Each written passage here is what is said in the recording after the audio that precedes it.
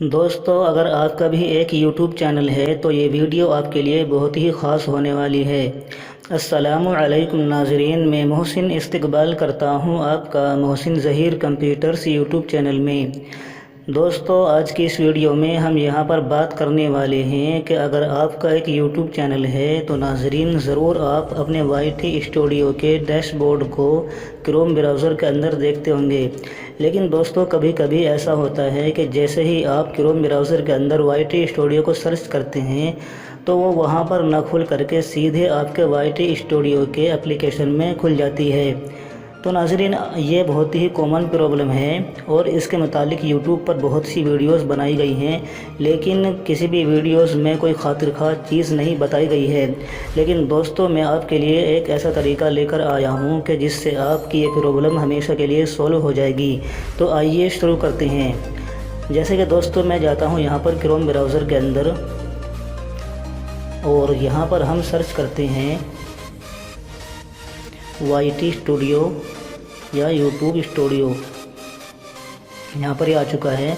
हम यहाँ पर इसको सर्च कर लेते हैं और यहाँ से हम कर लेते हैं 3 डॉट पर क्लिक और यहाँ से हम जाते हैं यहाँ पर डेस्कटॉप साइट कर लेते हैं।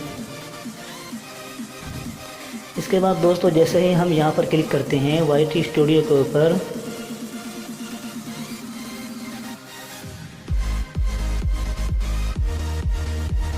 तो नाज़रीन यहाँ पर आप देख सकते हैं कि ये क्रोम ब्राउज़र में ना खुल करके सीधे यहाँ पर YT स्टूडियो एप्लीकेशन में खुल रहा है, जैसे कि आप यहाँ पर देख रहे हैं। तो आज हम यहाँ पर इसी के बारे में जानने वाले हैं कि इस प्रॉब्लम का हल कैसे करते हैं।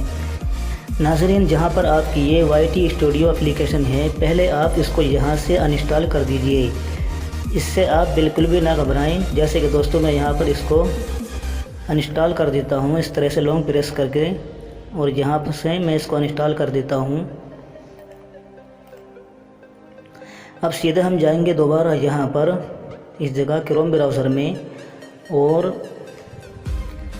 यहाँ से हम दोबारा सर्च करेंगे YT स्टूडियो।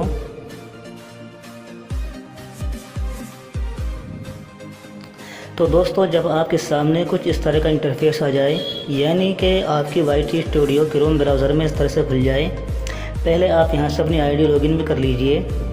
तो जब आपके सामने इस तरह का इंटरफेस आ जाए तो आप जाएंगे यहाँ पर 3 डॉट पर, यहाँ पर क्लिक कीजिए और सिंपली आप यहाँ पर जाइए नीचे। यहाँ पर एक ऑप्शन है ऐड टू होम स्क्रीन, यानी कि दोस्तों आपका एक पेज आप इसको होम स्क्रीन पर ऐड कर सकते हैं। चलिए मैं यहाँ से कर देता हूँ इसको ऐड टू होम स्क्रीन, यानी कि इस पेज को होम स्क्रीन पर ऐड कर देता हूँ। मैं यहाँ पर क्लिक करता हूँ, यहाँ पर हम इसको ऐड कर लेते हैं। तो दोस्तों, यहाँ पर ये होम स्क्रीन पर ऐड हो चुका है।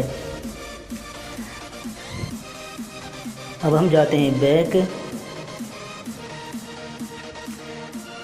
अब नाज़रीन, आप यहाँ पर से प्ले स्टोर पर जाएं और अपने YT स्टूडियो को दोबारा इंस्टॉल कर लें। जैसे कि मैं यहाँ पर लिख देता हूँ YT स्टूडियो, तो इसको हम दोबारा इंस्टॉल कर लेते हैं। तो दोस्तों, यहाँ पर यह YT स्टूडियो इंस्टॉल हो चुकी है। अब हम जाते हैं इस होम स्क्रीन के ऊपर। दोस्तों, यहाँ पर आप देख सकते हैं कि इसका ये चैनल डैशबोर्ड के नाम से ये शॉर्टकट यहाँ पर क्रिएट हो चुका है। अब जब भी आप क्रोम ब्राउज़र के अंदर अपनी YT स्टूडियो को खोलना चाहते हैं, वहाँ पर अपने चैनल का डैशबोर्ड देखना चाहते हैं, तो सीधे आप यहाँ पर क्लिक कीजिए और क्रोम ब्राउज़र का अंदर मत जाइए, बल्कि सीधे यहाँ पर ये जो आइकन बना हुआ है शॉर्टकट है, इसके ऊपर क्लिक कीजिए। तो दोस्तों, आपके सामने इस तरह का आ सकता है। तो आप सीधे यहाँ पर क्लिक कीजिए कंटिन्यू टू स्टूडियो। तो दोस्तों, यहाँ पर आप देख सकते हैं कि मेरे चैनल का डैशबोर्ड यहाँ पर आ चुका है और इसमें YT स्टूडियो एप्लीकेशन के अंदर नहीं खुला है। तो दोस्तों, यहाँ पर ये बहुत ही आसान तरीका है, इसके अलावा कोई तरीका नहीं है। आप सिर्फ इस तरीके को अपनाएं। और रही बात आपकी YT स्टूडियो एप्लीकेशन की, इसको आप इंस्टॉल कर लें दोबारा और आप यहाँ पर भी ज़रूरी काम कर सकते हैं। और यहाँ पर इस तरह से इसका इंटरफेस खुलकर आ चुका है। तो दोस्तों, आज की इस वीडियो में इतना ही। अगर आपको ये वीडियो पसंद आए तो इसको लाइक करें, शेयर करें और चैनल को सब्सक्राइब करें।